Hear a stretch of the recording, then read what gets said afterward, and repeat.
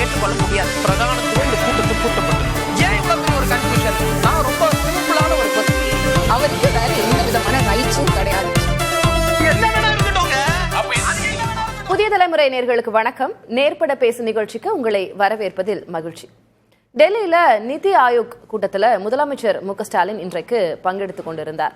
தமிழகத்துக்கு தேவையான பல்வேறு திட்டங்கள், அதற்கான நிதியை விடுவிக்க வலியுறுத்தி இருக்கிறார். பிரதமரை நேரடியாக சந்தித்தும் இது குறித்து தனிப்பட்ட முறையிலும் அவர் வலியுறுத்தி இருக்கிறார். முதலமைச்சர் நிதி ஆயோக் கூட்டத்தில் பங்கெடுக்கிறார் அப்படின்ற தகவல் வெளியான போதே அது தொடர்பான விமர்சனங்களும் வெளியாக தொடங்குச்சு. எதிர்க்கட்சித் தலைவர் எடப்பாடி பழனிசாமி சொல்லும் போது, கடந்த வருடங்களில் எல்லாம் தமிழ்நாட்டை மத்திய அரசு புறக்கணிக்கிறது, வஞ்சிக்கிறது, அதனால நிதி ஆயோக் கூட்டத்தை நாங்கள் புறக்கணிக்கிறோம் அப்படின்னு சொல்லிக்கிட்டு இருந்த முதலமைச்சர் இந்த முறை பங்கு கொள்ள வேண்டியதன் அவசியம் என்ன, டெல்லி பரப்பதன் நோக்கம் என்ன அப்படின்ற கேள்வியை முன் வச்சிருந்தார். எதிர்க்கட்சியாக இருந்த போது கருப்பு பலூன் காட்டிவிட்டு ஆளுங்கட்சியாக ஆன பிறகு வெள்ளை குடை பிடிக்கிறாரா அப்படின்ற விமர்சனத்தையும் முன் வச்சிருந்தார். இன்றைக்கு நிதி ஆயோக் கூட்டத்தில் கலந்து கொண்ட பிறகு, பிரதமரை சந்தித்து விட்டு வந்த பிறகு செய்தியாளர் சந்திப்பில் முதலமைச்சர் ஸ்டாலின் சொல்லும்போது, எடப்பாடி பழனிசாமியிடம் இருப்பது போல காவி கொடியும் இல்லை, எங்ககிட்ட வெள்ளை கொடியும் இல்லை, அவர்கிட்ட இருப்பது மாதிரி காவி கொடியும் இல்லை அப்படின்னு அவர் அதற்கு பதிலளித்து செல்கிறார். இப்போ இதையெல்லாம் அடிப்படையாக வைத்துதான் இன்னைக்கு நம்ம நேர்பட பேசு நிகழ்ச்சியை கட்டமைச்சிருக்கோம். நம்ம எடுத்துக்கொண்ட தலைப்பு, மோடியை தனியாக சந்தித்த ஸ்டாலின், பின் அரசியல் என்ன, இதற்கு பின்னாடி என்ன அரசியல் இருக்கிறது அப்படின்றது குறித்து இன்னைக்கு நம்ம விவாதிக்க போறோம். 4 விருந்தினர்கள் என்னோடு இணைகிறார்கள். அறிமுகம் செய்கிறேன். டாக்டர் சஃபி சுலைமான் திமுக சார்பாக, பேராசிரியர் திரு ஆசீர்வாதம் ஆச்சாரி பாரதிய ஜனதா கட்சி சார்பாக, திரு வன்னியரசு விடுதலை சிறுத்தைகள் கட்சி சார்பாக, திரு சி அக்னீஸ்வரன் வழக்கறிஞர். 4வருக்கும் வணக்கம்.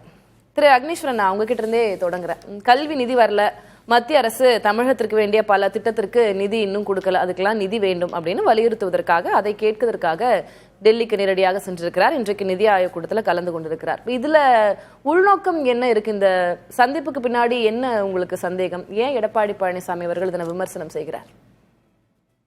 ஏன் தமிழ்நாட்டுடைய மாண்புமிகு எதிர்க்கட்சி தலைவர் விமர்சனம் செய்தார்கள் அப்படின்னு சொன்னா, 4 வருஷமா 4 காரணம் சொன்ன ஆளுகிற அரசாங்கம் திமுக அரசாங்கம் இந்த வருஷம் எதுவும் காரணம் சொல்றதுக்கு காரணங்கள் இல்லையா, இல்ல அடுத்த ஆண்டு மாநில சட்டமன்ற தேர்தல் வருவதனாலயா என்பதை வைத்துத்தான் மாண்புமிகு எதிர்க்கட்சி தலைவர் கேள்வி எழுப்பியதனுடைய நோக்கம், பின்னணி அதுவாகத்தான் இருக்கிறது. தேர்தலுக்குன்னா இன்னும் எதிர்க்கல செய்வாங்க, எதுக்கு டெல்லி போகணும் சந்திக்க? நான் அந்த எதிர்க்கிறத நான் சொல்றேன்.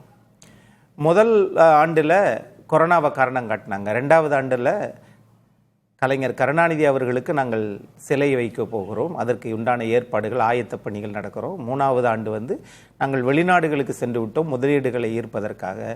4வது ஆண்டு மத்திய நிதிநிலை அறிக்கையில் தமிழகம் என்று பெயரிடவில்லை. அப்பையெல்லாம் தமிழ்நாட்டின் மாண்புமிகு முதலமைச்சர் அவர்கள் அப்பெல்லாம் உரிமை கோடிய ஏந்தலை, அல்லது அழைப்பு வந்திருந்தும் நிதி ஆயோக்கு அழைப்பு வந்திருந்தும் நீங்க போகலை. அப்போ அந்த உரிமை கொடியை பற்றி அப்போ நீங்கள் கவலைப்படலை, அப்படிதான் அர்த்தம். இந்த கடைசி 5வது ஆண்டில் மட்டும் நீங்கள் நோக்கம் என்ன அப்படின்றத பார்த்துட்டு இருக்கிற மக்களுக்கு தெரியும். 2வது விஷயம், இங்கே நம்ம பார்க்க வேண்டிய விஷயம், அதாவது திராவிட முன்னேற்ற கழகம் ரொம்ப தெளிவாக, நாசுக்கா, ரொம்ப கவனமாக கையாளுறாங்க. நீங்கள் டெல்லி போவதற்கு முன்பு நாங்கள் நீதிமன்றத்தில் வழக்கு தொடுக்கிறோம், அதே மாதிரி நாங்கள் சட்ட ரீதியாக சந்திக்கிறோம், போராடுகிறோம். அது மாதிரி நாங்கள் நீங்கள் போகிறதே எதுக்கு? நிதி ஆயோக்குள்ள இந்திய நாட்டில் உள்ள எல்லா மாநில முதலமைச்சர்களும் பங்கேற்க போகிறாங்க. 3 மாநிலங்கள் பங்கேற்கலை, மேற்கு வங்காளம், கர்நாடகா, இதெல்லாம் பாண்டிச்சேரி உள்பட. அது இது இருந்தாலும் கூட இங்கே போகிறதே பிரதமரை பார்த்து அந்த நிதி ஆயோக் கூட்டத்தில் மாநிலத்தினுடைய குறைகளை சொல்லுவதற்குத்தான். பிறகு என்ன தனியா? அப்ப எதனுடைய நோக்கம் என்ன, பின்னணி என்ன? நான் இப்படி கேக்குறேன், என்ன நோக்கம் இருக்குன்னு நீங்க நினைக்கிறீங்க? என்ன நோக்கம் இருக்குன்னு திரு எடப்பாடி பழனிசாமி அவர்கள் சந்தேகிக்கிறார். அதத்தான் சொன்னேன், 4 ஆண்டு காலம் அந்த நோக்கம் எல்லாம் இல்லையே, இப்ப மட்டும் வருதே ஏன்னு கேக்குறேன். நீ இப்படி யோசிங்களேன். நீங்க அண்மையில ஏறத்தாழ ஒரு 40 நாள் 50 நாள் இருக்குமா, அண்மையில இந்திய நாட்டினுடைய பிரதமர் ராமேஸ்வரம் அந்த கடல் வழியாக செல்லுகிற மேம்பாலத்தை ரயில்வே பாதையை திறந்து வைக்க வந்தாங்கல்ல, அன்னைக்கு ஏன் தமிழ்நாட்டுடைய இதே கோரிக்கைகளை அன்னைக்கு சொல்லல? அன்னைக்கு இந்த பிரச்சனைகளே இல்லையா? சமஸ்கிருத சிக்ஷா அபியான் திட்டத்துக்கு 2200 கோடி அப்பெல்லாம் கொடுத்துட்டாங்களா? ஆகவே இவர்களுடைய நோக்கம் என்பது எதையாவது ஒன்றை சொல்லி தமிழ்நாடு அரசியலில் ஒரு குழப்பத்தை பண்ணிவிடுவது. இங்க பாருங்களேன், திரு திக் விஜய் சிங் அவர்கள் தான் கல்வி குழுல இருக்கிறாங்க. முன்னாள் மத்திய பிரதேசத்தின் முதல்வர். ஆனா அவர் சொல்லியும் மத்திய அரசாங்கம் பணத்தை விடுவிக்கல கல்விக்காக. அப்படி இருக்கிற போது அவர்களை அழைத்து மதயானை புத்தகத்தை வெளியிட சொல்றீங்களே எப்படி? அப்போ எதுக்கவும் செய்வோம், அவங்கள வரவழைத்து நாங்க மரியாதை செலுத்துவோம். அவங்க சொன்ன கருத்தை மத்திய அரசாங்கம் ஏத்துக்கிறலன்னா கூட நிதி, அதாவது பொருளாதார கல்வி நிலை குழு சொன்னதையே கேட்கல, ஆனால் அவர்களை வைத்து நாங்கள் இது பண்ணுகிறோம். அப்படின்னா உங்களுடைய நோக்கம் என்பது நீங்கள் போடுகின்ற அந்த பல வேடங்களில் இது ஒரு வேடம். நான் கேட்கிறேன், மத்திய அரசை எதுக்குறீங்க, கரெக்ட், நீங்க உங்களுக்கு அதுக்கு சம்பந்தமே கிடையாது, கரெக்ட். ஆனால் இந்திய நாட்டிலிருந்து சார்பாக திராவிட முன்னேற்ற கழகத்தினுடைய நாடாளுமன்ற உறுப்பினர் திருமதி கனிமொழி அவர்கள் ரஷ்யா மாஸ்கோவில் இறங்க போறதுக்கு முன்னாடி இந்திய நாட்டினுடைய நிதித்துறை அமைச்சரை சந்தித்துட்டு தானே போய் பார்த்தாங்க. அப்போ நீங்க எங்கெங்க என்ன மாதிரி நீங்க கைகளை நகர்த்துறீங்கன்னு எதிர்க்கட்சி தலைவர் தெரியாதா? தேச ஒற்றுமை, தேச ஒருமைப்பாடு வரும்போது அது வேற இல்ல. டெல்லியை பொறுத்தளவில் தேச ஒற்றுமை, மாநிலத்தை பொறுத்தளவில் பாஜக வெறுப்பு பிரச்சாரம். ஆக இதுதானே. அப்போ ஒரு நிலைப்பாடுல நீங்க நில்லுங்க அப்படின்றத எங்களுடைய கோரிக்கையும் கூட. இவங்களை பொறுத்தளவுல உரிமைக்காக போகல, காவி கொடி அந்த அந்த அப்படிலாம் சொல்றாங்கல்ல, கரெக்ட். இப்போ மாண்புமிகு எதிர்க்கட்சி தலைவர் காவி கொடி வைத்திருந்ததனாலதான், அந்த குற்றச்சாட்டே பொய், காவி கொடி வைத்திருந்ததனாலதான் நாணய வெளியீட்டு விழாவுக்கு அதிமுக அனுமதி வாங்குச்சு, கடல்ல பேனா சிலை வைப்பதற்கு காவி கொடியை அனுமதி வாங்குச்சு. ஆக நீங்க உள்புறமாக காவி கொடியை மனதில் ஏந்தி கொண்டு வெளியிலே உரிமை கொடின்னு சொல்றீங்களே, 7.5 நடைமுறைப்படுத்தினார். இதற்காக நீங்கள் பிரதமரை தனிப்பட்ட முறையில் என்னோட புரிதலுக்காக கேட்கிறேன் திரு அக்னீஸ்வரன். இப்போ நாணய வெளியீடு மத்திய அரசு செய்யறது, இப்போ மாநில அரசு நாணயம் வெளியிட முடியாது, அது மத்திய அரசு தான் வெளியிடணும், அதுக்கு பர்மிஷன் கேட்கறாங்க. அப்ப கடல்ல பேனா சிலை நிறுவனம்னால நீங்க மத்திய அரசினுடைய அனுமதி பெற வேண்டும். அது எல்லாமே அப்ப காவி கொடி ஆதரவாளர்களுக்கு தானே அது கிடைக்கும். நீங்க மத்திய அரசு கிட்ட அனுமதி பெற்றுதானே மாநில அரசு. அப்படி பார்த்தா நீதித்துறை அமைச்சர் தானே அனுமதி கொடுத்தாரு, அவரை ஏன் நீங்க அழைக்கல? இன்றைக்கு நிதி ஆயோக் கூட்டத்தில் முதலமைச்சர் பங்கு கொண்டதற்கு பின்னாடியும் பிரதமர் அவர் சந்திச்சதற்கு பின்னாடியும் என்ன அரசியல் இருக்கிறதா நீங்க பார்க்கிறீங்க? இது நிதி ஆயோக் கூட்டத்தில் எல்லா முதலமைச்சர்களும் பங்கு கொள்ளணும் அப்படின்னு மத்திய அரசு கேட்டிருக்கு. நமக்கு நிதி தேவையும் இருக்கு, கல்விக்கான நிதி ஒதுக்கீடு செய்ய இவ்வளவு நாளா இங்க இருந்து கேட்டுட்டு இருந்தாங்க, கொடுக்கல, நேரடியா போய் வலியுறுத்துறாங்க. அதுல என்ன பிரச்சனை இருக்குன்னு நினைக்கிறீங்க? அப்ப அந்த 4 வருஷம் நிதி வேண்டான்னு நினைச்சிட்டீங்களா? 14வது நிதிக்குழுல அன்றைய பிரதமர் டாக்டர் மன்மோகன் சிங், அது திட்டக்குழுவினுடைய துணைத் தலைவர் மான்டெக் சிங் அலுவாலியா, அவங்க எல்லாரும் பணத்தை மாநிலத்துக்கு குறைச்சு கொடுக்குறீங்க, இதுல பல்லாயிரம் கோடி வருமான இழப்பு, தமிழக அரசு நிதி குறைகிறதுன்னு சொல்லி அம்மையார் மறைந்து போன ஜெயலலிதா அவர்கள் கடிதம் எழுதினார்கள். ஆனா நீங்கள் ஆளுகிற இந்த 4 வருஷத்துல மத்திய நிதிக்குழுக்கு போல. எனக்கு நீங்க சொல்றது நான் உள்வாங்கிறேன். என்ன இதுல இணக்கப்பாடு காட்டுறாங்கன்னு, என்ன அதுல அரசியல்? இன்னைக்கு மாண்புமிகு தமிழ்நாட்டுடைய முதலமைச்சர் அவர்கள் டெல்லியில அவங்க பேசிய அந்த இது நான் தெளிவாக பார்க்கிறேன், கரெக்டா சொல்லியிருக்கிறாங்க. என்ன சொல்லியிருக்கிறாங்க? 15வது நிதிக்குழுவில் 41% எங்களுக்கு மாநிலத்துக்கு கொடுக்கணும், ஆனால் நீங்கள் எங்களுக்கு வழங்கியது 33.16%. ஆகவே இந்த 8% எங்களுக்கு குறைவா இருக்குது. ஆகையினால வரக்கூடிய 16வது நிதிக்குழுவில் எங்களுக்கு மாநிலங்களுக்கு 50% வேண்டும். அம்ருத் திட்டத்தின் கீழ் நகர்ப்புற மேம்பாட்டு வளர்ச்சி வேண்டும். காவிரி, வைகை, தாமிரபரணி இந்த நதிகளை எப்படி கிளீன் கங்காவோ அது மாதிரி இந்த கோரிக்கைகள் ஏற்கக்கூடியது. ஆனால் இதை சென்ற ஆண்டு சொல்லியிருந்தீங்கன்னா 15வது நிதிக்குழுல கொடுக்கப்பட்ட 41% இன்னைக்கு வந்திருக்குமா இல்லையா? அது இருக்கட்டும் திரு அக்னீஸ்வரன். திரு எடப்பாடி பழனிசாமி அவர்கள் வைக்கக்கூடிய விமர்சனம் இருக்குல்ல, ரெய்டுக்கு பயப்படுகிறது திமுக, அதனால இப்ப அங்க அடி பண்ணிடுறாங்க, போய் சென்டர் மத்திய அரசுக்கு வெள்ளை கொடி காட்டுறாங்க, வெள்ளை கொடை பிடிக்கிறாங்க அப்படின்ற விமர்சனத்தை எல்லாம் எப்படி புரிஞ்சுக்கிறது?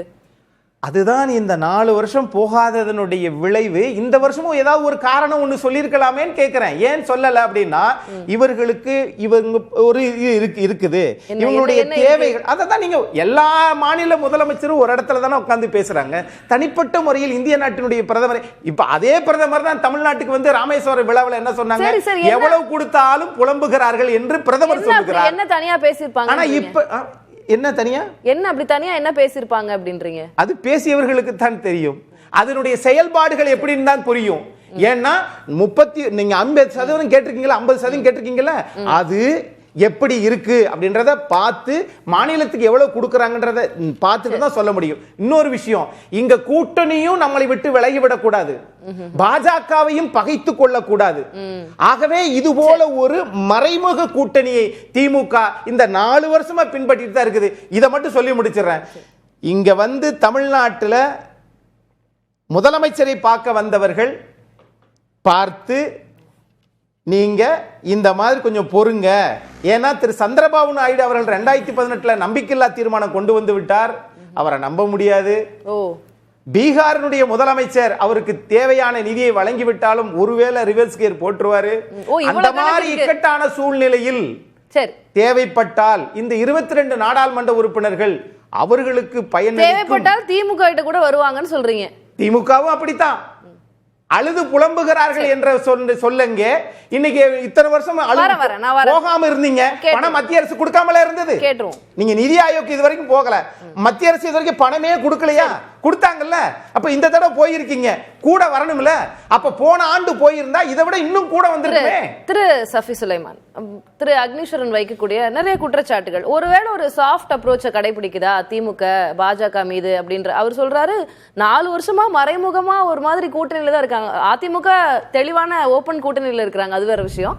திமுக ஒரு மறைமுகமா ஒரு சாஃப்ட் அப்ரோச்சை தான் கடைபிடிக்குது பாஜகவோடு, தேவை இருக்கிறது அவங்களுக்கு அப்படின்றார். அனைவருக்கும் வணக்கம். திமுக வந்து சாஃப்ட் அப்ரோச்சை கடைபிடிக்க தேவையாக இருந்தால் இன்று எந்த மாநில முதல்வரும் கோரிக்கை வைக்காத, எந்த மாநில முதல்வரும் சொல்ல துணியாத, நீங்கள் 33% தான் கொடுத்துட்டு இருக்கீங்க, 31% தான் கொடுத்துட்டு இருக்கீங்க, கொடுக்க வேண்டிய 40% தர மாட்டேங்கிறீங்க. ஆனால் நீங்கள் சொல்கிற விக்சித் ராஜ்யா விக்சித் இது வரணும்னா நீங்கள் 50% நீங்கள் கொடுத்தா தான் நடக்கும்னு எந்த மாநில முதல்வரும் சொல்ல தயங்கிய விஷயத்தை சொல்ல வேண்டிய அவசியம் இல்லை. எடப்பாடி அவர்கள் மாதிரி போயிட்டு வாய் மூடி மௌனியாக அங்கே கொடுக்குற டீ காஃபியை குடிச்சிட்டு வந்திருக்கலாம். அந்த மாதிரி செய்யாமல் தன்னுடைய கோரிக்கையை மிக தெளிவாக, அதாவது தமிழ்நாடு அரசு கடந்த 4 வருஷமா திராவிட மாடல் விஷயத்தில் அந்த அந்த அந்த வாசகத்தையும் உச்சரிச்சிருக்கிறார். திராவிட மாடல் விஷயத்தில் எந்த சாதனைகளை எல்லாம் செய்திருக்கிறது, அதில் ஒரு உள்நோக்கமும் மிக தெளிவாக சொல்லியிருக்கிறார்.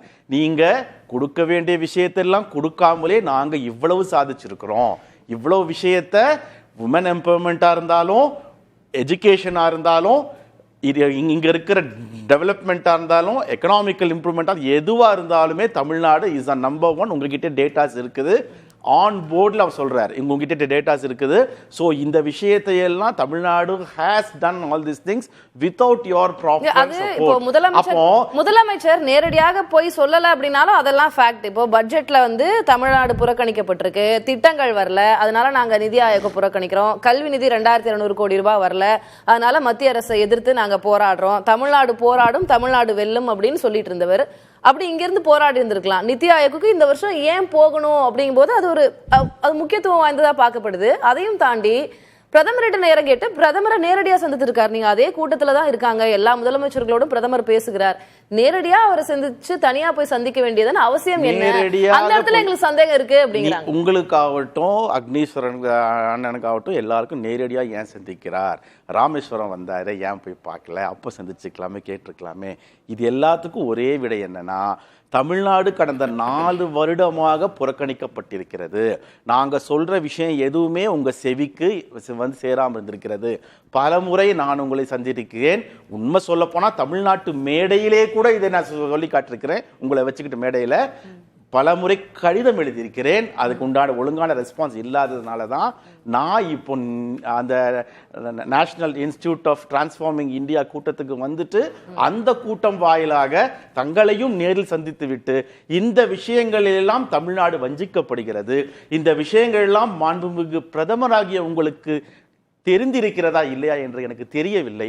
அதை நான் நேரில் வந்து சொல்ல கடமைப்பட்டிருக்கிறேன். என்னுடைய மக்கள் சார்பாக இந்த ரெப்ரஸன்டேட்டிவ் ஆஃப் தமிழ்நாடு நான் வந்திருக்கேன்னு சொல்லிட்டு நேரில் போய் பார்த்திருக்கிறார்.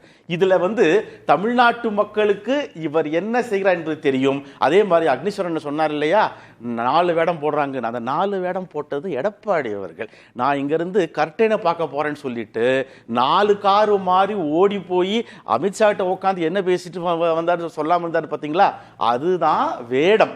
இங்க வேடம் எல்லாம் எதுவுமே இல்ல. இவர் வேடன். எந்த அழுத்தத்துக்கு இல்ல, எப்படி அழுத்தம் கொடுத்தாலும், எப்படி நிதியை விடுவிக்கல அப்படின்னாலும் நாங்க அதுக்கு பயப்பட மாட்டோம், ஒருபோதும் அடிபணிஞ்சு போக மாட்டோம், எதுலயும் கையெழுத்து போட மாட்டோம் அப்படின்னு சொல்லிட்டு இன்னைக்கு டெல்லிக்கு போய் நேரடியா சந்திக்கும் போது அது இயல்பா அந்த கேள்வி இன்னைக்கும் அதேதான். இன்கேஸ் நாளைக்கு இன்கேஸ் சிஎம் போயிட்டு நேர்ல இந்த கூட்டத்துக்கு போகல, இல்ல பிரைம் மினிஸ்டர் அவர்களை நேர்ல பார்க்கல, அண்ணன் அக்னீஸ்வரனோ இப்போ பேனல் இருக்கிற ஆச்சாரிய அண்ணனோ என்ன சொல்லுவாங்கன்னா, சிஎம் போயிருக்கணும், போகலன்னா எப்படி ஃபண்ட்ஸ் கொடுப்பாங்க, 4 வருஷம் போகாதவர் இப்பமாவது போயிருக்கலாம் இல்லையா, இவர் இதே மாதிரி புறக்கணித்தால், தமிழ்நாடு புறக்கணித்தால் டெல்லி என்ன செய்யும், இவங்க போய் தானே இதெல்லாம் பெறணும், இணக்கமா தானே இருக்கணும், அதிமுக இணக்கமா இருந்தானே எல்லாம் செஞ்சிச்சுன்னு இதே அக்னீஸ்வரன் பேசுவார், இதே ஆச்சாரியன் சொல்லுவார். ஆனா நான் கேட்கிறேன், அந்த அழுத்தங்களுக்கெல்லாம் செவிகுமடுக்க கூடியவர்களா திமுக அப்படின்னு எனக்கு தெரியல. இல்ல இது இப்போ ஒரு தேவையில்லாத யூகங்களுக்கு அது வித்துடுது. அப்படி பார்க்கலையா? ஏன்னா எடப்பாடி பழனிசாமி அவர்கள் 2 அறிக்கை அவரோட பதிவுகளையும் நீங்க பார்க்கலாம், 2 முறை தொடர்ந்து அதை விமர்சனம் பண்றாரு. இப்ப டெல்லி பறக்கிறதுக்கான நோக்கம் என்னன்னு கேட்கிறாரு. சிபிஐ ரைடு இருக்கு, அரசியல் அழுத்தங்கள் நிறைய இருக்கு, அதுக்கெல்லாம் சேர்த்து வெள்ளக்குடை காட்ட போகிறார் ஸ்டாலின் அப்படின்னு நிறைய யூகங்கள் விமர்சனங்கள் வருது.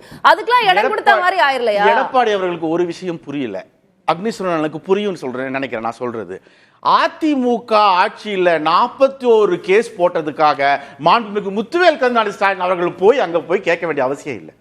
அதிமுக ஆட்சியில் போடப்பட்ட 41 கேஸுக்காக தமிழ்நாட்டு முதல்வர் போய் டெல்லி நிக்க வேண்டிய அவசியம் இல்லை, கேட்க வேண்டிய அவசியம் இல்லை. 34 41 ஃபுல்லா இல்ல. இடி சப்மிட் பண்ண அண்ணா ஒரு நிமிஷம், அது சொல்லிறேன் நான். இடி சப்மிட் பண்ணிருக்கிறது சார் அதிகம் இல்ல இடி சப்மிட் பண்ணிருக்கிறது 41. இத நீங்க பாத்துக்கலாம். இடி வந்து சுப்ரீம் கோர்ட் சொல்லி இருக்க சப்மிட் பண்ற விஷயம் 41. 34 ஏடிஎம்கே 7 டிஎம்கே பீரியட்ல நீங்க மீண்டும் பாத்துங்க. அதனால இல்ல, அதனால இடைக்கால தடை வழக்கே வாபஸ் இல்ல. ஆனா ஒரு நிமிஷம் இருங்க, என் பாயிண்ட் நான் சொல்ல வந்துடுறேன். இதர் அதிமுகவில் நடந்த முறைகேட்டுக்காக, அதிமுகவில் நடந்த மிகப்பெரிய ஊழலுக்காக மாண்புமிகு முத்துவேல் கருணாநிதி ஸ்டாலின் போயிட்டு டெல்லியில போய் நிப்பாருங்கிறது அவசியம் திமுகவிற்கு கிடையாது, அது தேவையும் இல்லை. அதுல நான் முற்றுப்புள்ளி வச்சிடுறேன். முக்கியமான மேட்டர் அண்ணன் பேசும்போது சொன்னாரு, ஒரு நிலைப்பாட்டில் இருக்க மாட்டேங்கிறாங்க. தமிழ்நாட்டு மக்களுக்கு மிக தெளிவாக தெரியும். 1967 இருந்து இன்றைக்கு 2025 மே மாதம் 25 வரையும் திமுக என்ன நிலைப்பாட்டில் இருக்கு, அதிமுக கடந்த கால வரலாற்றில் என்னெல்லாம் நிலைப்பாட்டை மாத்தி இருக்கு தமிழ்நாட்டு மக்களுக்கு தெரியும். இது அக்னீஸ்வரனுக்கு தெரியும். நான் பேசலாம். திரு ஆசீர்வாதம் ஆச்சாரி அவர்கள் கிட்ட நான் கேட்க விரும்புறேன்.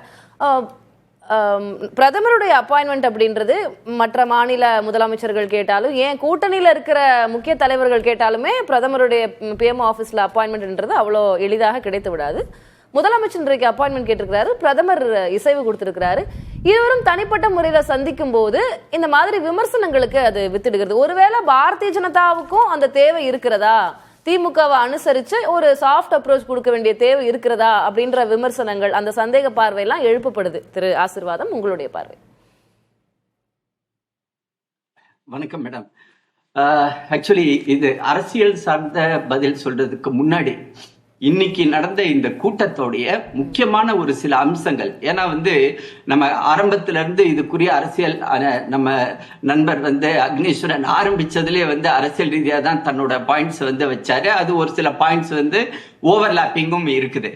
ஆனா இதனுடைய முக்கியமான அம்சங்கள் என்ன, ஏன்னா இந்த நீத்தி ஆயோக் அப்படின்னு சொல்றோம் இல்லைங்களா, இந்த மாற்றத்துக்கான இந்த அமைப்பு, தேசிய அமைப்பு, அதனுடைய 10வது கவர்னிங் கவுன்சிலுடைய மீட்டிங் 2021 முதலமைச்சராக பதவியேற்ற திரு மு க ஸ்டாலின் தொடர்ந்து இதை வந்து புறக்கணித்து வந்தவர் இன்னைக்கு வந்து திடீர்னு வந்து இங்க வந்து நம்ம வந்து கண்டிப்பா இதை வந்து அட்டென்ட் பண்ணியே ஆகணும் அப்படின்னு. அதுல கூட வந்து அக்னீஸ்வரன் கேட்டாரு, கொஞ்ச நாளுக்கு முன்னாடி தானே அங்க வந்து ராமேஸ்வரம் வந்தாரு பிரதமர், அப்ப கூட வந்து நீங்க பார்க்காம ஊட்டிக்கு எதுக்கு நீங்க போனீங்க, அதை வந்து அவரை ரிசீவ் கூட பண்ண வரல. நீங்க ஊட்டியில போய் அந்த ஊட்டி ப்ரோக்ராம கூட அவர் வந்து இன்னொரு நாள் நடத்தி இருந்திருக்கலாம். பிரதமர் வராரு, ஒரு முக்கியமான ஒரு ப்ரோக்ராம், அந்த ப்ரோக்ராம்ல பக்கத்துல அமர்ந்து பிரதமரை சந்திச்சிருந்திருக்கலாம்.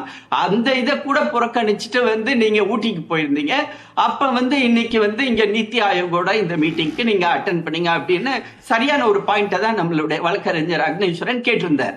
இப்போ இந்த இதுக்குரிய நிட்டிகிரிட்டிஸ்ல இந்த அரசியல் சார்பான ஒரு பதில் சொல்றதுக்கு முன்னாடி இந்த கூட்டமானது 6 முக்கியமான ஒரு அம்சங்களை பத்தி நம் அனைவருக்கும் வந்து தெரியக்கூடிய ஒரு அம்சங்களை பத்தி நம்ம விவாதிச்சிருக்கோம். எல்லா மாநில முதலமைச்சர்களும் 3 மாநிலத்தை தவிர வந்து கலந்து கொண்டு அவர்களுடைய கருத்துக்களை பேசியிருந்தாங்க. அதுல வந்து முதல்ல வந்து மத்திய மாநில அரசுகளுக்கு இடையில ஒரு நல்லுறவு பேண வேண்டும்.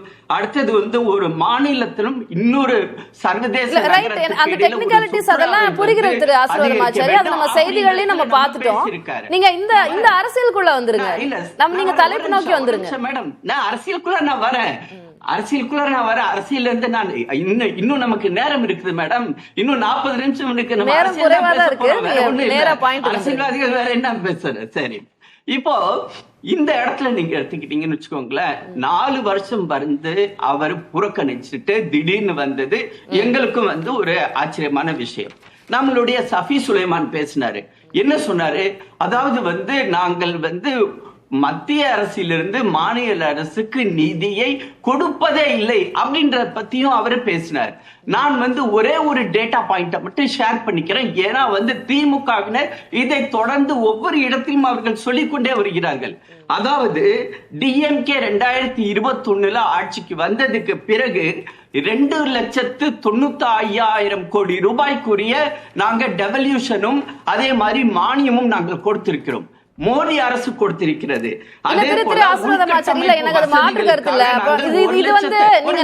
சொல்லும்போது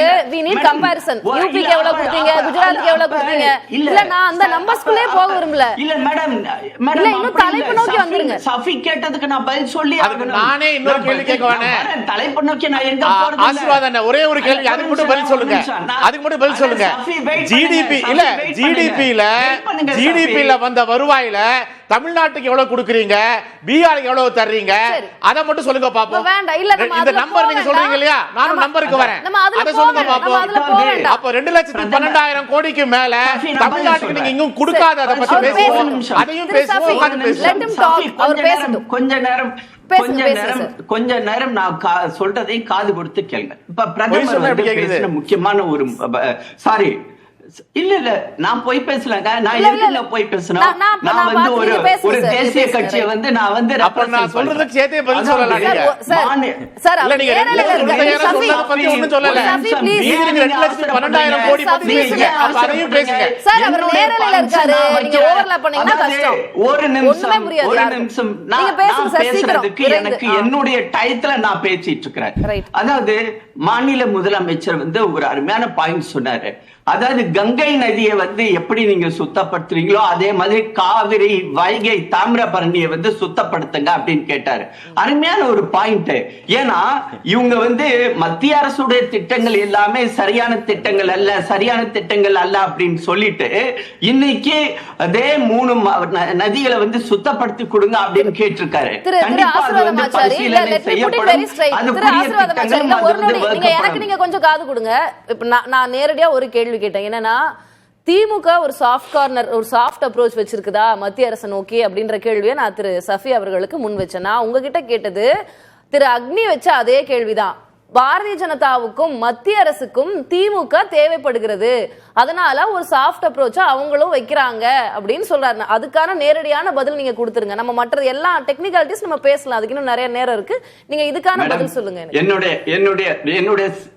என்னோட சிம்பிளான ஒரே பதில், அதுக்கு அவசியம் இல்லை, தேவையில்லை. இது வந்து வெறும் கற்பனை தான். எங்களுக்கு வந்து திமுகவுடைய ஆதரவு தேவையே கிடையாது. எங்களுக்கு தேவையான லோக்சபால தேவையான நம்பர் எங்கள்கிட்ட இருக்கிறது. திரு சந்திரபாபு நாயுடு எங்களோடு இருக்கிறார், நிதிஷ்குமார் அவர்கள் எங்களோடு இருக்கிறார்கள்.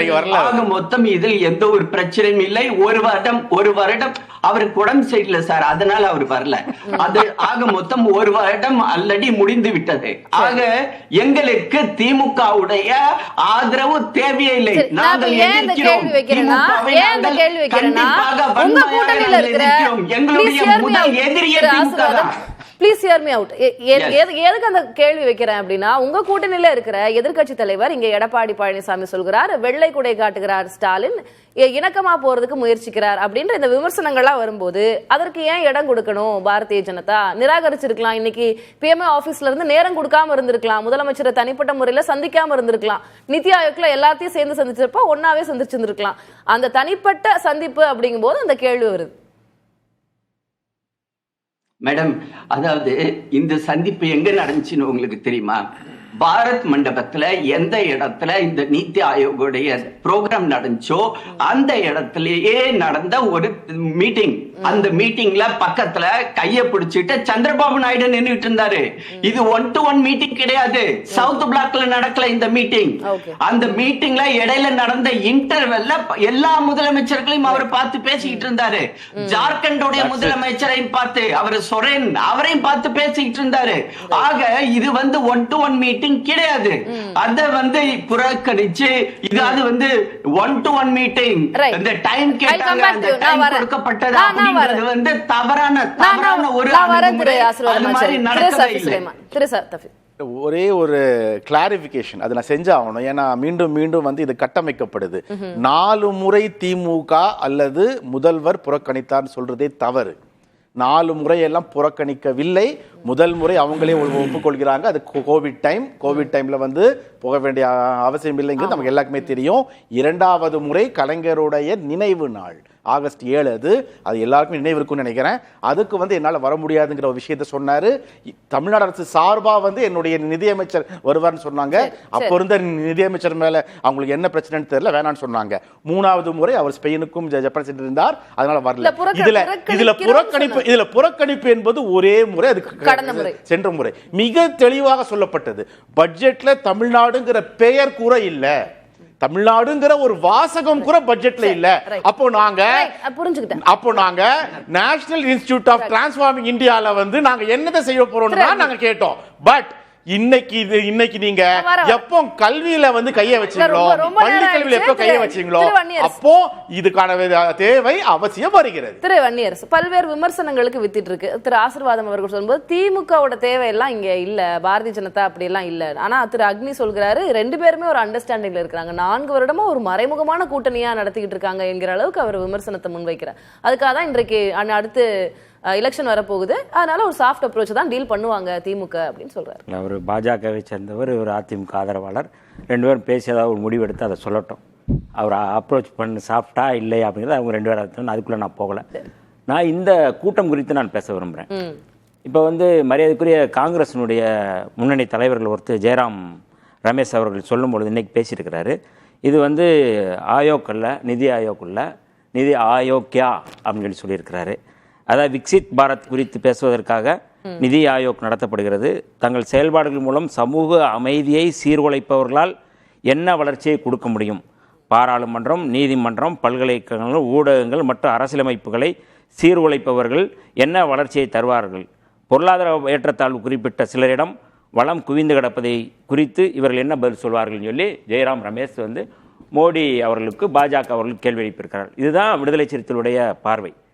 இவங்க இந்த கூட்டமே சும்மா ஒரு நாடகமா அல்லது ஏதோ ஒவ்வொரு வருஷமும் மரியாதைக்குரிய பிரதமர் அவர்கள் தலைமையில் இந்த திட்ட கமிஷனை கலைச்சிட்டு இவர் புதுசாக நிதி ஆயோக்னு சொல்லிட்டு ஒன்று கொண்டு வந்துட்டு முதலமைச்சர்களோட உட்காந்து ஒரு உரையாடுறதுக்கான ஒரு வாய்ப்பை தான் அவர் கொடுக்குறாரு. அதுக்கு பிறகு அவர் வளர்ச்சிக்கான அந்த விக்சித் இந்தியான்னு சொல்கிறதோ இல்லை வளர்ச்சி திட்டங்கள் குறித்து அவர் என்ன பெருசாக பண்ணியிருக்கிறாரு. இன்றைக்கி மாண்புமிகு முதல்வர் அவர்கள் போயிருக்கிறாங்க. அவர் அங்கே போரில் பாதிக்கப்பட்டு மருத்துவர் பரமேஸ்வரன் அவர்கள் போய் சந்திக்கிறாரு. இதுவரை பிரதமர் அவர் போய் பார்த்துருக்கிறாரா? இன்னைக்கு மரியாதைக்குரிய ராகுல் காந்தி அவர்கள் காஷ்மீருடைய பூஞ்ச் பகுதியில் பாதிக்கப்பட்டவர்களை பூரா சந்திக்கிறாரு, வீடு வீடாக போயிருக்கிறாரு. இதுதான் இவர்களுடைய தேசப்பற்றா?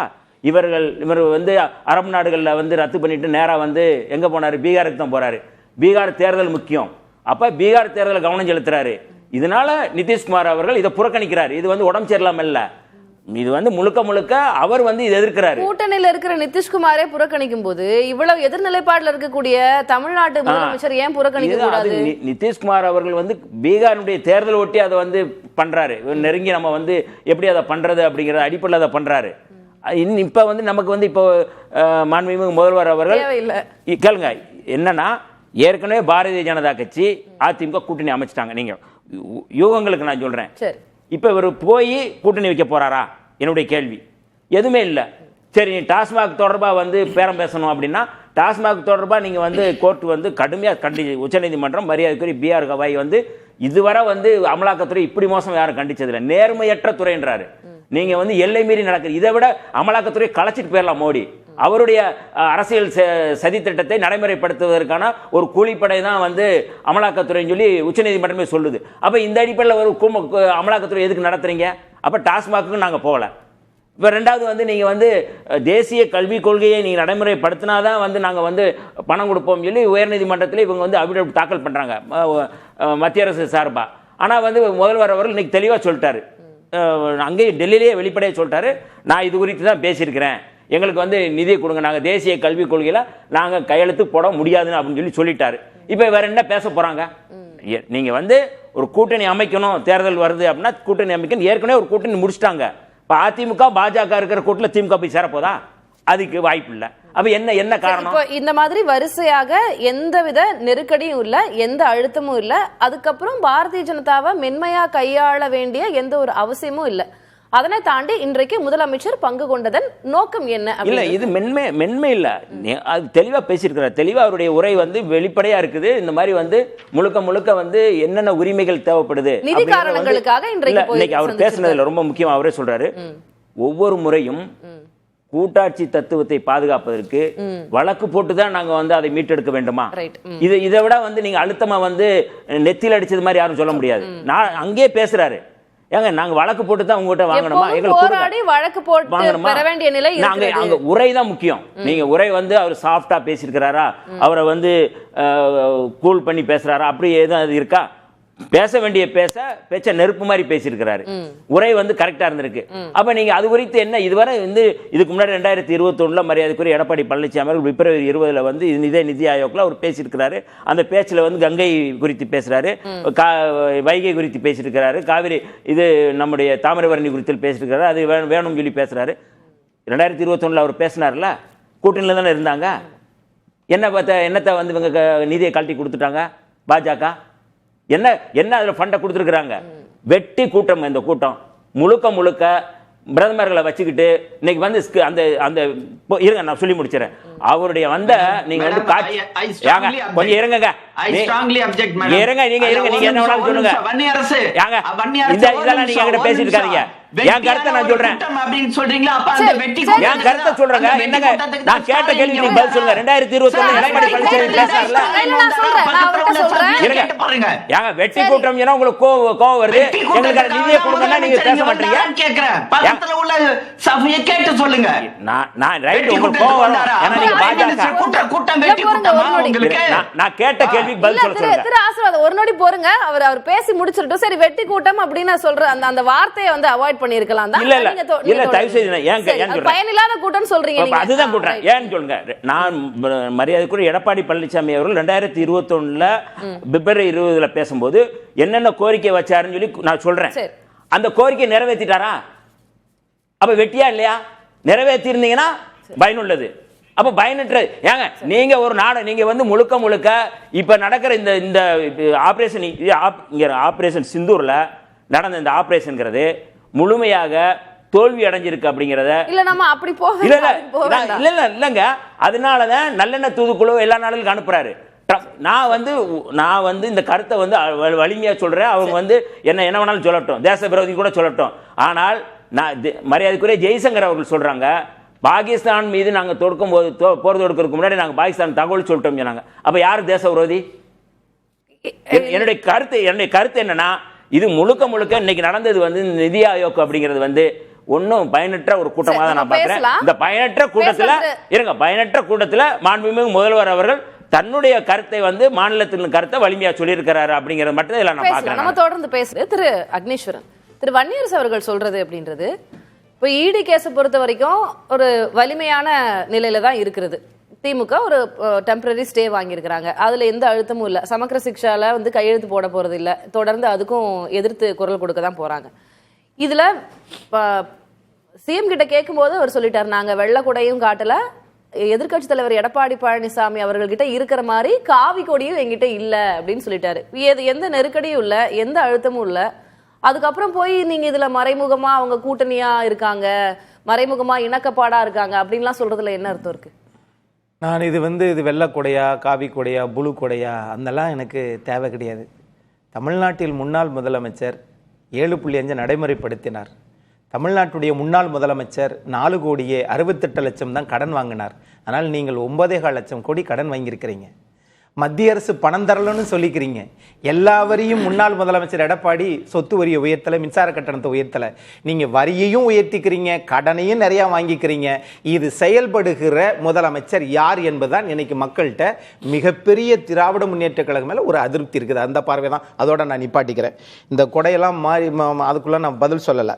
ஆனால் இங்க தமிழ்நாட்டுடைய மாண்புமிகு முதலமைச்சர் அவர்கள் டெல்லி பிரதமர் அலுவலகத்தில் இவங்க நேரம் பயண திட்டத்தின் நேரம் கேட்டது இதுவரைக்கும் அபிஷியலா வரல. ஆனா பேச்சு வழக்கில் பேசிக்கிட்டாங்க. திரு ஆசீர்வாதம் அவர்கள் சொல்லும் போது அப்படி தனியா அவங்க சவுத் ஆபீஸ்ல எல்லாம் போய் சந்திக்கல. அங்க ஒரே கூட்டம், எல்லா முதலமைச்சர்கள்கிட்டையும் பேசுறாரு. தனியா நின்று இவங்க மனு வாங்கி இருக்கிறாங்க. அவ்வளவுதான். இதுல நீங்க பெருசுபடுத்துறதுக்கு என்ன இருக்கு? இதுல இணக்கப்பாடுன்னு சொல்றதுக்கு என்ன இருக்கு? அப்ப 31 பேர் ஒரே ஹால்ல தானே பாக்குறாங்க. தனிப்பட்ட முறையில் பேச வேண்டிய அவசியம் என்ன இருக்கு? பிரதமர் இங்கு வருகிற போது சந்திக்க மாட்டேங்கிறீங்க. அதுதான் இன்னொரு விஷயம். தமிழ்நாட்டில் அண்ணன் பேசுகிற போது சொன்னார், இந்த மாதிரி அமலாக்கத்துறை, நான் அதுக்கு வக்காலத்து வாங்கவில்லை. ஆனால் உச்சநீதிமன்ற தீர்ப்பு, இந்த இடைக்கால தீர்ப்பில் இந்த 1000 கோடி ரூபாய், இதில் இடைக்கால தீர்ப்பு என்னன்னா அதிகாரிகளுக்கு ஒரு பெருமூச்சு. ஒன்று, உச்சநீதிமன்ற தீர்ப்பில் இன்னொரு கருத்து சொல்லப்பட்டிருக்குது, தனி மனிதர்கள் செய்யக்கூடிய தவறை ஒரு துறையின் மீது நீங்கள் செலுத்துவது நியாயமல்ல. அதோட நிப்பாட்டிக்கிறோம். அதனால ஒட்டுமொத்த வழக்கே வாபஸ் வாங்கிச்சு, எல்லாத்துக்கும் ஸ்டே கொடுத்துருச்சு, இனிமேல் வழக்கே நடத்தக்கூடாது. அது அர்த்தம் கிடையாது. இது இடைக்கால தீர்ப்பு. இன்னொரு விஷயம், காவிரி, வைகை, தாமிரபரணி இதையெல்லாம் இது பண்ணுவோன்னு சொல்றாங்கல்ல. ஆனால் இந்திய நாட்டினுடைய தொல்லியல் துறையினுடைய இயக்குனர் அமர்நாத் ராமகிருஷ்ணன் அவர்கள் பேட்டி சொல்லியிருக்கிறாரு. அப்பா, இந்த வைகையை இப்ப மட்டும் உங்களுக்கு சொல்றீங்கல்ல, 3500 ஆண்டு காலம் பழமை வாய்ந்த கீழடி, இதுல 2 வருஷம் ஆச்சு நான் ஆய்வறிக்கை சமர்ப்பித்து, இதுவரைக்கும் எந்த நடவடிக்கை இல்லையே, ஏன்? உடனே அடுத்து சொல்லுவாங்க, அண்ணன் வன்னியரசோ நம்முடைய மருத்துவர் சுலைமான் சார் என்ன சொல்லுவாங்க, ஏங்க அது மத்திய அரசுங்க அப்படின்னாரு. மத்திய அரசு தானே, ஆனால் இரும்பு காலம் என்ற ஒன்றை மாநில அரசு தானே சொல்லுச்சு. அப்ப இதுக்கு மட்டும் தேவைப்படுது, மத்திய அரசு கொடுத்ததை நாடாளுமன்ற உறுப்பினர் 40 பேர் நீங்க தானே சொல்றீங்க. இது ஒரு புறம். இன்னொரு புறம், இந்த 4 வருஷம் ஏன் போகல இல்லைன்றது எல்லாரும் பேசியாச்சு, அது முன்னுக்கு பின் முரணானதுன்னு சொல்லி மருத்துவர் சுலைமான் சார் சொல்றாரு. நான் இப்ப கேட்கிறேன், தமிழ்நாட்டினுடைய திட்டக்குழுவினுடைய துணைத் தலைவர் திரு ஜெயரஞ்சன் அவர்கள் என்ன சொன்னாங்க?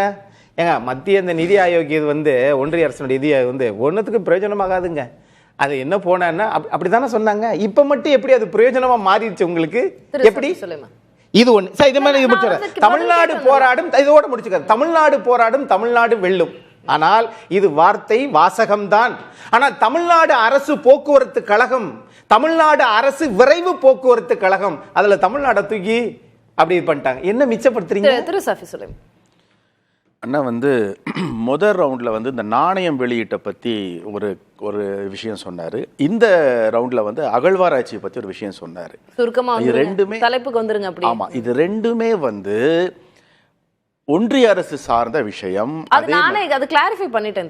ஆமா, அது ஒன்றிய, அவர் ஏன் மீண்டும் இதையும் கொண்டு வராருன்னு தெரியல எனக்கு.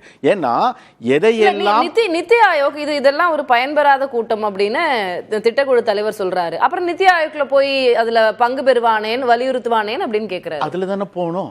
இவங்க வச்சிருந்த ஃபினான்ஸ் கமிஷனை இழுத்து மூடிட்டாங்க. ஃபினான்ஸ் கமிஷன் இருந்தாக்கா ஃபினான்ஸை டிமாண்ட் பண்றதுக்கு போயிருக்கலாம். அது இழுத்து மூடி. அண்ணா ஒரு நிமிஷம் இருங்கண்ணே, அண்ணா நீங்க அவசரப்படாதீங்கண்ணே, ஒரு நிமிஷம் இருங்க. இழுத்து மூடிட்டாங்க. நான் கேட்கறது என்னன்னா, இதே பாரத பிரதமர் அவர்கள் குஜராத் முதல்வராக இருக்கும்போது என்ன சொன்னார் தெரியுங்களா? குஜராத் பீக் மாங்கேகா கியா, குஜராத் கே சர்க்கார் இந்த சர்க்கார் வீக் மாங்கேக்கா நாங்க பிச்சை எடுக்கணும் தமிழ்ல அப்படி அதான் வரேன் நாங்க பிச்சை எடுக்கணும் உங்ககிட்ட நாங்க பிச்சைக்கு நிலைமையில் இருக்கிறோமா நீங்க எங்களுக்கு கொடுத்தா நான் சொல்லிட்டு கேட்ட ஒரு முதல்வர் தான் இன்னைக்கு பிரதமரா இருக்காரு. அவர்கிட்ட போயிட்டு அவர் பாஷையில பேசணும் இல்லையா இன்னைக்கு? ஏன்னா இவ்வளவு நாள் நமக்கு கேட்டுட்டு இருந்திருக்கோம், இவ்வளவு நாள் அவர் எதை செய்யணுமோ அது செய்யல. இப்ப அண்ணன் கேட்டார் இல்லையா, அங்க போய் தான் நீங்க கேட்கணுமா, முக்கியத்துவம் ஆயிடுதான் சொல்லிட்டு எந்த இடத்தில் எந்த நேரத்தில் நம்முடைய விஷயத்தை கேட்டு பெறணுங்கிறது இருக்கு. அதே நேரத்தில் 37,000 கோடி பெஞ்சல் புயலுக்கு தேவை என்று தமிழ்நாடு அரசு சொல்லவில்லை, மத்திய குழு சொல்லுச்சு. உங்க மத்திய குழு சொன்னதை கூட தராம 5,600 சில்லற கோடி கொடுத்த நீங்க உங்களுக்கு எந்த வகையில் நாங்க கோரிக்கை வைக்கிறோமோ அந்த வகையில் தான் கோரிக்கை வைப்போம். அதை பற்றி மிக தெளிவா சொல்லியாச்சு. எல்லாத்தையும் பொறுத்து பொறுத்து பார்த்த முதல்வர் தன்னுடைய மாநிலத்தின் அடுத்த தலைமுறைக்கு வரும் பிரச்சனை வந்துச்சு. நீங்க SSA ஃபண்ட் கொடுக்க மாட்டேன்னு சொன்ன உடனே தான் நானே நேர்ல போறேன், நான் போய் கேட்கிறேன், என்னுடைய மாநில குழந்தைகளுக்கான ஃபண்ட் அது மிக தெளிவாக சொல்லியிருக்கிறார் முதலமைச்சர். ஒரு கண்டனமா அதை தெரிவிக்கும் போதோ இல்ல ஒரு கடுமையாக நடந்துக்கும் போதோ எப்படி இருப்பார், அது அவருடைய வார்த்தைகள் எப்படி இருக்கும், அவருடைய பதிவுகள் எப்படி இருக்கும் அப்படின்னு இன்னைக்கு ரொம்ப ஃப்ரெண்ட்லியா தானே இருந்தாங்க. இல்லைங்க, கண்டனம் தெரிவிக்க வேண்டிய இடத்துல தெரிவிச்சுதான் ஆகணும், இது ரொம்ப முக்கியம். அது 28 ஸ்டேட் பேச வேண்டியது, கிட்டத்தட்ட 8 யூனியன் டெரிட்டரி பேச வேண்டிய கூட்டம். அப்போ 28 ஸ்டேட்ல big state, small states, union territory வைக்கும் போது பிக் ஸ்டேட்ஸ்க்கு கொடுக்கக்கூடிய நேரத்துல தான் பேச முடியும். அப்போ அந்த ஸ்டிப்யுலேட்டட் டைமுக்குள்ள இவ்வளவு விஷயங்களையும் மிக தெளிவாக எடுத்து வைத்து வந்திருக்கிறார். அப்போ என்ன தேவை என்பதை எங்க சொல்ல வேண்டுமோ அங்க சொல்லி அதை செய்திருக்கிறோம். அவ்வளவுதான். வேற ஒண்ணும் இல்ல மேடம். அதாவது நிதிக்குழு ஃபைனான்ஸ் கமிஷன் செயல்படவில்லை அப்படின்னு சொன்ன பிளஸ் 17 நவம்பர் 2024 அன்னைக்கு அதனுடைய தலைவர் அரவிந்த் பணிக்கர் சென்னை வந்திருந்தாரு. அந்த எந்த நிதிக்குழு செயல்படவில்லையோ அதனுடைய தலைவர் வந்தாரு. அவரை திரு மு.க. ஸ்டாலின் அவர்கள் நேரில் வரவேற்றார். அவர் அதுக்கு முன்னாடி என்னென்னலாம் எங்களுக்கு தேவை அப்படின்ற ஒரு பிரசன்டேஷனும் கொடுத்தார். சோ எந்த நிதிக்குழு செயல்படவில்லையோ அந்த நிதிக்குழுவை நோக்கி ஏன் மு.க. ஸ்டாலின் அவர்கள் போகணும்? செயல்படவில்லை சொல்லல, செயல்படவில்லை நான் சொல்லவே இல்லை, நீங்க தப்பா புரிஞ்சுக்கிட்டீங்க. இல்ல இல்ல, நீங்க இதுல விளக்கம் தேவையே இல்லை. நான் என்ன சொன்னேன், ஒரு நிமிஷம், நிதி ஆயோக்கு முன்னாடி இருந்த அமைப்பு இல்லைன்னு சொன்னேன். அது இருந்திருந்தா நான் கேட்டு போன்னு சொன்னேன். நிதிக்குழு அதே தான் சார் இருக்குது. இல்ல சார், அத ரெண்டாவது இல்ல சார், இப்ப எல்லாமே வேற சார். ஒண்ணு புரிஞ்சுக்கோங்க, அதாவது ஃபைனான்ஸ் கமிஷன்றது வேற, பிளானிங் கமிஷன்றது வேற. நீங்க ஃபைனான்ஸ் கமிஷனை பத்தி பேசுறீங்கன்னா நான் அதுக்கு பதில் சொல்லிட்டேன். இப்போ நீங்க முதலமைச்சர் பேசும்போது 50% நிதி இருந்தாக்கா ஒரு ஸ்டேட் கவர்மெண்ட் எப்படி அப்ரோச் பண்றங்கிறது விஷயம் வேற. நீங்க நிதி ஆயோகா மாறும்போது ஒரு ஸ்டேட் கவர்மெண்ட் எப்படி அப்ரோச் பண்றது விஷயம் வேற. அதான் நான் சொல்றேன், நீங்க மாத்தி பேசாதீங்க. உங்களுக்கு தெரியும், நான் மாத்தி பேசல. அடுத்தது 50% உயர்த்தி எங்களுக்கு கொடுங்க அப்படின்றது. அவர் ஃபைனான்ஸ் கமிஷனுடைய சேர்மனுடைய ரிப்போர்ட்காக நாங்க வெயிட் பண்ணிட்டு இருக்கோம். அந்த ரிப்போர்ட் வந்ததுக்கு பிறகு டெவல்யூஷனுடைய ஃபார்முலா வரும். அந்த டெவல்யூஷன் ஃபார்முலா வரும்போது இத பத்தி கண்டிப்பாக பிரதமர் ஒரு முடிவெடுப்பார். பிரதமருக்கு கூட்டாட்சி தத்துவத்தை பத்தி முழுக்க தெரியும். ஏனென்றால் அவர் ஏற்கனவே குஜராத்ல அவர் ஒரு முதலமைச்சராக இருக்கும் பொழுது காங்கிரஸ் ஆட்சி எப்படி அவருடைய நம்ம போக வேண்டாம். நம்ம இதுல இருக்கிற அரசியல் குறித்து நம்ம பேசிட்டு இருக்கோம். நம்ம ரொம்ப டிவேட் நம்ம தொடர்ந்து பேசலாம். இல்ல பேசலாம். அடுத்து ஒரு ரவுண்ட் இருக்கு. நான் இறுதி பார்வை நான் உங்ககிட்ட வாங்கிக்கிறேன். நம்ம ஒரு சிறு இடைவெளிக்கு பிறகு மறுபடியும் பேசலாம். இறுதி சுற்று அப்படின்றனால சுருக்கமா அவங்களுடைய இறுதி பார்வையை சமப் பண்ணிருங்க. இப்ப இது என்னதான் இதுல இவ்வளவு விஷயங்கள் நீங்க சொன்னாலும் அரசியல் பின் அரசியல் அப்படின்னு இருக்கிறது அப்படின்றது பார்வையா இருக்குது. இந்த விமர்சனங்கள் எல்லாம் வரவிடாம தவிர்த்திருந்திருக்கலாமே அப்படின்ற ஒரு விஷயம் இருக்கு. அது நீங்க எப்படி? இல்ல, பொதுவா இந்த நிதி ஆயோக் அப்படிங்கிறது ஒவ்வொரு மாநிலங்களுடைய வளர்ச்சி குறித்து அந்த மாநிலங்களுக்கு என்ன செய்யணும் அப்படிங்கிறது குறித்து தான் பேசுறது. ஆனால் ஒவ்வொரு கூட்டங்கள்லையும் மாநில முதலமைச்சர்கள் தங்களுடைய மாநில பிரச்சனைகளை பற்றி பேசுகிறாங்க. அந்த கூட்டம் அதோடு முடிஞ்சு போகுது, கலைஞ்சு போயிடுது. அது குறித்து மேற்படியான ஃபாலோஅப் எதுவுமே இல்லை. இப்போ நேற்றைக்கு கூட ரைசிங் நார்த் ஈஸ்ட் அப்படிங்கிற ஒரு கூட்டத்தை நடத்துகிறாரு. அதில் என்ன சொல்கிறாரு, முதலீடுகள் வருது வடகிழக்கு மாநிலங்களில், நாகாலாந்தா இருக்கலாம், இல்லைனா மணிப்பூராக இருக்கலாம், இந்த மாதிரி மாநிலங்களுக்கு இப்போ வந்து 4.18 லட்சம் கோடி வந்து நாங்கள் முதலீடு பண்ணியிருக்கிறோம் சொல்லி சொல்கிறாரு. அந்த மாநிலங்கள ஒரு பக்கம் இதை பண்ணுறாரு, இன்னொரு பக்கம் ஆப்ரேஷன் ககருங்கிற பேரில் வந்து கனிம வளங்களை கொள்ளையடிப்பதற்கு எதிராக பழங்குடி மக்கள் போராடுறாங்க.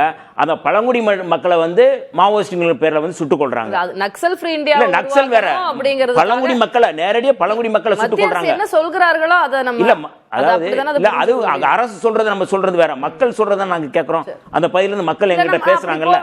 இல்ல ஏன் சொல்றோம்னா, வளர்ச்சி இந்தியா அப்படிங்கிற பேர்ல வந்து இவங்க வந்து வேட்டையாடுறது வந்து அப்பாவி பழங்குடி மக்களை, தலித்துகளை, சாதியவாதம், பிளவுவாதம், பிரிவினைவாதம், இதுதான் வந்து பாஜகவினுடைய அடிப்படை கோட்பாடா இருக்கு. அது அப்படி இருக்கும்போது எப்படி இந்தியா வளர்ச்சி அடையும்? எந்த வளர்ச்சி இல்லை. இதுவரை மணிப்பூர்ல இவங்க வந்து இப்ப சொல்றாருல ரைசிங் நார்த் ஈஸ்ட்னு சொல்றாரு. எங்க உயருது? போய் மணிப்பூர்ல போய் பாத்தீங்களா? மணிப்பூர்ல முதலமைச்சர் வந்து பேசுறாருல, அவர் சொல்றாருல, அவர் பிரச்சனையை பத்தி பேசுறாருல, நாகாலாந்துல பத்தி பேசுறாருல, சத்தீஸ்கர்ல வந்து பேசுறாங்களா? நீ என்ன அந்த மக்களுக்காக என்ன பண்ணிருக்கிறீங்க? அப்ப இந்த கூட்டமே வந்து ஏற்கனவே இது ஒரு பயனற்ற கூட்டம். அதுதான் நிதி ஆயோக்குள்ள நிதி ஆயோக்கியா நம்முடைய ஜெயராம் அவர்கள் சொன்ன கருத்தை தான் நான் வந்து சொல்றேன். இது வந்து சும்மா ஒரு கண்துடைப்புக்கான ஒரு கூட்டம் தான். இது பாஜகவை வந்து டெவலப் பண்றதுக்கு ஒரே ஒரு கருத்து சொல்றேன். நீங்க அந்த வீடியோஸ் எல்லாம் பாருங்களேன். அந்த வீடியோஸே இவங்க தான் ரெடி பண்ணி அனுப்புறாங்க. இதை வந்து ஒரு சினிமாட்டிக்கா அனுப்புறாங்க, ஒரு மக்களுடைய பிரச்சனைக்காக பேசுறது மாதிரி இல்ல. ஆசீர்வாதமாச்சாரி ரொம்ப சுருக்கமா அவங்களோட பதிலோட. அதாவது வன்னி அரசு வந்து சொல்லும்போது என்ன பேசினார்னா, ஆபரேஷன் சிந்தூர் பத்தி பேசினார். ஆபரேஷன் சிந்தூர் வந்து சக்சஸ்ஃபுல் அப்படின்றது எதிர்கட்சியுடைய தலைவர்கள் கூட ஒத்துக்கொண்டு, இன்னைக்கு திமுகவுடைய தலைவர் இவங்க கனிமொழியோட தலைமையில வந்து ரஷ்யா போயிருக்காங்க. இவருக்கு வேணா காழ்ப்புணர்ச்சி இருக்கலாம், இவர் அனுப்பல அப்படின்னு. அனுப்புறீங்க இல்ல இல்ல நல்லெண்ணெய் தூதுக்குழு எதுக்கு அனுப்பி? இதுக்கு முன்னாடி ஏதாவது அனுப்பிருக்கீங்களா? இல்ல இல்ல, நீ தவறா சொல்லாதீங்க. நல்லெண்ணெய் தூதுக்குழு ஏன் எதுக்காக நீங்க அனுப்புறீங்க? இல்ல இல்ல, நான் சொல்றேன் உங்களுக்கு. இல்ல இல்ல, ஒரு நிமிஷம் வன்னியரசு, நீங்க பொறுமையா சொல்றீங்க. நீங்க சொன்னீங்களா தேச விரோதம் அப்படின்னு சொன்னீங்களா? அதுக்காக தான் உங்களுடைய மனப்பான்மை எங்களுக்கு தெரியும். தேச விரோதம் நீங்க தேசப்பற்ற பத்தி எங்களுக்கு பாடம் எடுக்காதீங்க. ரெண்டு பாயிண்ட்ல தேசப்பற்ற பத்தி எங்களுக்கு பாடம் எடுக்காதீங்க. இந்த மண்ணின் மைந்தர்கள் நாங்க, எங்களுக்கு தேசப்பற்ற பத்தி நீங்க பாடம் எடுக்காதீங்க. படுகொலைகளை நடத்துறீங்க, சாதியவாதம் பண்றீங்க, பிளவுவாதம் பண்றீங்க, என்னங்க பேசுறீங்க? விருந்தினர்களுக்கு நன்றி. இல்ல வேற திசை நோக்கி சென்று கொண்டிருக்கிறது. இல்ல எனக்கு நேரமின்மை. ரொம்ப சுருக்கமா 10 செகண்ட்ல முடிச்சுக்கிறேன். அதாவது எங்களுக்கு நேரடியாகவோ மறைமுகமாகவோ திமுகவின் ஆதரவு தேவை கிடையாது. நன்றி திரு ஆசீர்வாதமாச்சாரி. உங்களோட இறுதிக்கட்ட கருத்தை நான் எடுத்துக்கிறேன். நன்றி. சிறப்பு விருந்தினர்களுக்கு நன்றி. மீண்டும் ஒரு நிகழ்ச்சியில் சந்திக்கலாம் நேயர்களே. நன்றி, வணக்கம். கண்டிப்பா ஏற்றுக்கொள்ள முடியாது. பிரதான கூட்டப்பட்டு